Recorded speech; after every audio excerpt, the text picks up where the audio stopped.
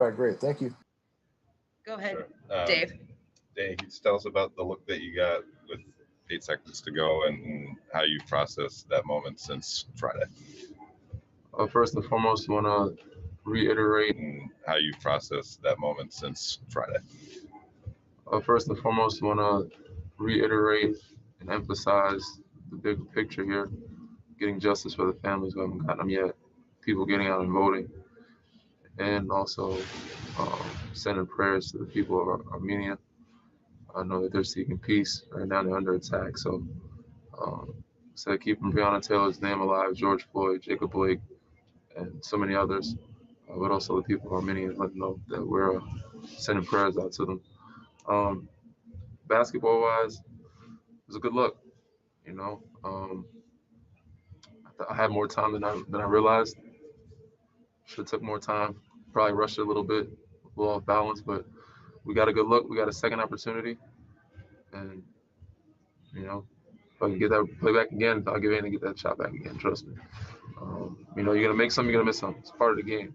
I've been in that situation plenty of times. I've made some, and I've missed some.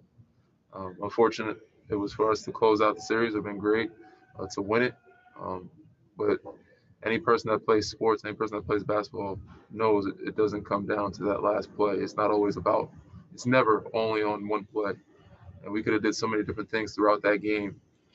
So many mistakes we made, so many things offensively and defensively, where we could have changed where it didn't have to come down to the last play. And no knock to them, they're a great ball club. It's an unbelievable team. They've been fighting. But when we know we can play to our potential and we play as good as we can, um, and we're capable, that it shouldn't come down to a one play possession to and close the game. But so it was a good look. Take that look any other day. Instead of obviously you grow with mistakes and losses, you grow more. Um, I looked at it plenty of times. Got a chance to see it, and it was a good look. Taking my time next time.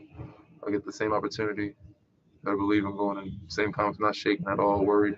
I have a lot of confidence in our group and in myself. So I've been in that situation plenty of times. Falgum. Um,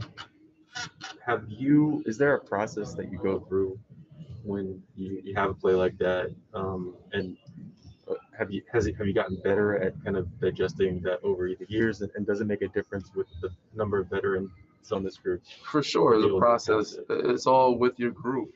There hasn't been many times with this group I've been in that situation where it's end the clock, where I've been with Brian and figuring out, the reads of what he's reading. But I've been in a situation with different groups end the clock. What we're looking for in the game. If there's a draw, who's the first option, second option. Um, but the process of just knowing when you get it, being confident, trying to know time and score. Gotta be more professional about it. That's not being ready. I was on the sideline for a little while. I wasn't sure if I was going to go back or not. But when we didn't get the stop we needed, came back in, got to be professional, be more ready. Um, and just knowing time and score, knowing how much time I have when I catch the ball, and who's on the floor, and just reading the defense. But yeah, it's different with different systems, different organizations. But it's always the common denominator of, when you get the ball, how you're going to process the time, score, yourself, and how good of a look can you get off. Zamimek. Danny, I'm sure you're probably going to downplay it, but is the hip slowing you down at all? Man, no. There's a lot of things that we all have at this point in the season, this point in the year, bumps and bruises. None of that stuff matters. All the injuries that I have, probably we'll discuss those at a later point. Sure. When they do come to the forefront. But right now, they're not a worry, they're not a concern, and that's something that's on my mind, and that's not something I'm feeling right now. A quick follow is you talk about the names you're trying to keep alive. You talk about what's happening in Armenia. The older you've gotten, I mean, that was a mature perspective on things. Does that help you when you miss a basketball shot, even on this kind of a stage? Does it help you? For sure, because as a youngster, my whole life was basketball. It still is a big part of it. It is my life right now.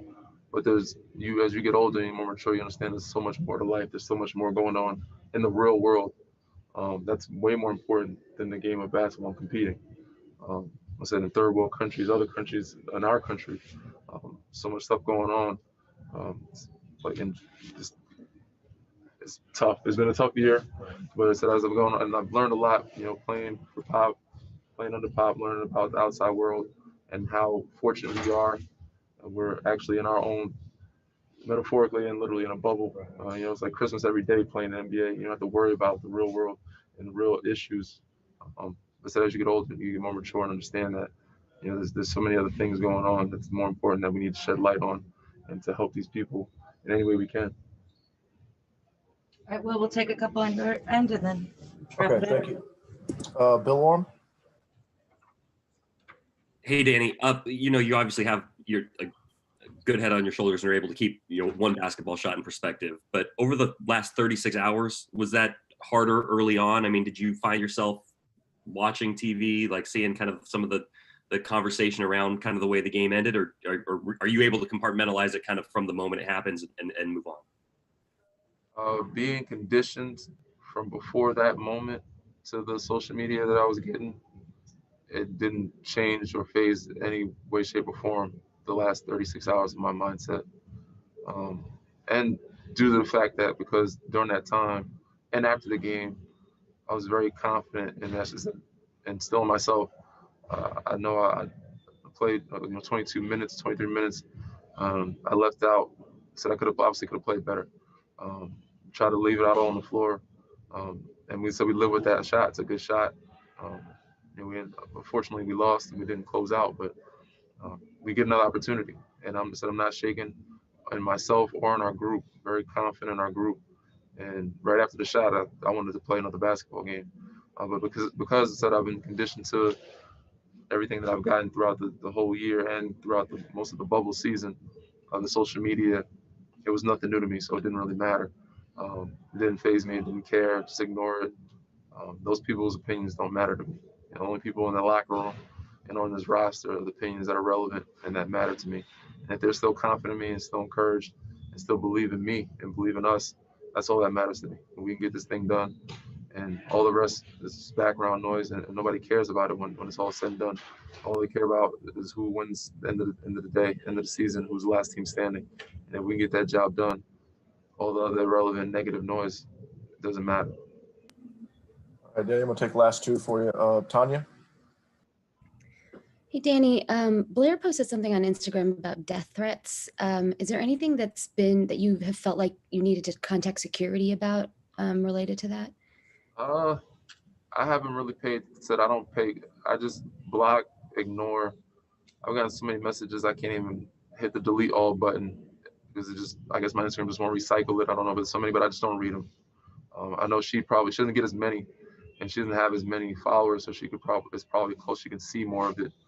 I said, I don't pay attention. I had to ask her yesterday. I said, you getting death threats? She's like, yeah, you are too. I was like, I don't know because I don't really pay attention or care. Nor am I shaking or worried about it. I'm just not one of those type of people. I probably should be a little more paranoid or more safe about things, but I am safe usually. In certain scenarios, most scenarios, I grew up in Texas, so we grew up in a different type of household where weapons were allowed there. But I'm just not one of those guys that's gonna live my life that way and worried about what other people think, say, or do. I'm usually protected. I'm usually safe. I'm usually okay and confident and secure in my own mind, in my own home. But if something does come up, I'm sure it'll come my way. She'll figure it out. She'll find it, or we'll see it. But it's a basketball game. People are emotional. Fans are emotional. I hope they don't take it that seriously. I hope that they're that passionate about voting or getting justice for these people who deserve the justice. We'll get some better change along the country. But it's a basketball game in the day, and I know that they're just taking out their emotions and they need somebody to blame. And it came down to that last play. And of course, I'm the easy target. All right, Danny, last one for you. David Aldridge. Hey, Danny. Along the lines of what you've been talking about, one way or another, the season's going to be over in a day or a couple of days. Is there something you can take, or you think the players will take from the time they've spent in Orlando, especially with regard to the social justice piece, that you think will be able to carry forward once you're out of the bubble, once you're back to playing in your own cities and your own gyms, and whether or not there's fans there? I'd like to think so. I think that this time together, being here, even though we're competing and competitive and want to win, at this time coming together as a group kind of brings us back to that brotherhood, that fraternity, that we need to be one voice and use our platforms as best we can and use them as wisely as we can, not just for sponsorship deals, stuff like that, but for the greater good of the country and for our people, our communities, and other people's communities. We're the voice for them. So we got to use that to the best of their ability for them, for best our ability for their abilities and their, um, opportunities, and so on and so forth. So I think that coming from here has helped, especially a lot of younger players who are or guys that aren't as involved in the players association or the voting or political aspect. You have no choice but to be in it here, and I think it opened some guys' eyes and brought more awareness to a lot of the guys that said weren't involved. We had meetings here where usually players social meeting, maybe 2 guys from each team, maybe 3 guys. We had 400 or 500 guys here with coaches and players that I've never said you'll never see that happen ever again before or after. To have that type of deal was huge, and hopefully so we can take that and move forward with something powerful in the near future.